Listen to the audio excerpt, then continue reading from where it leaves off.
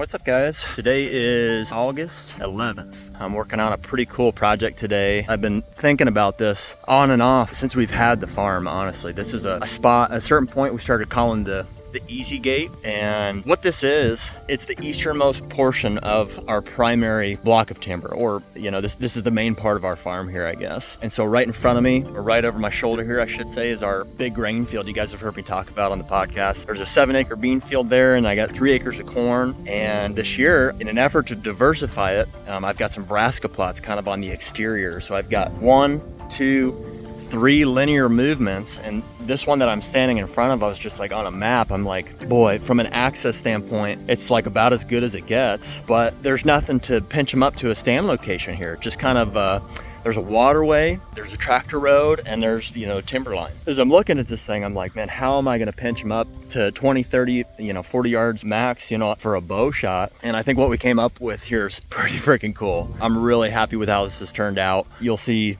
from some of the aerial topography from the drone, how this kind of lays. I'm standing, right next to it here, but basically, here's a tractor road. This is the project we worked on today. This is a water hole and a crossing. That's what I'm gonna come back to that. This is a half-acre brassica field here. This in front of me is beautiful looking first-year switchgrass. And then out here, I've got my destination food source. So that's west, north, south, and east. So with eastern access, I can come out to that backside here, and you can tell there's just this big giant gap here. Without any of the stuff before, I'm like, other than this kind of timber being here, and maybe you could say this is an edge, this whole crossing, looked like this. It was just a waterway all the way up. And so what's going to put them, like I said, in bow range to one of these stands? So what we came up with was, after these food sources were in place, we made a decision to dig this out and put a water hole here in a crossing.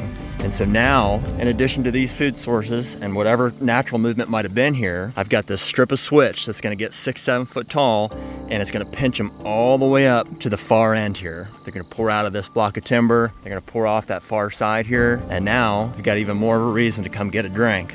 And when they do sneak out of these woods, we're gonna be in that sucker right there. Got a 35-yard shot to this field edge, 30-yard shot to the water hole. That's kind of the plan with this whole project. And I didn't get to film here until after we got it most of the way down here. I borrowed Jed's Bobcat today. It's actually the first time I've driven it in maybe 10 years here, but I'm pretty happy with how it looks.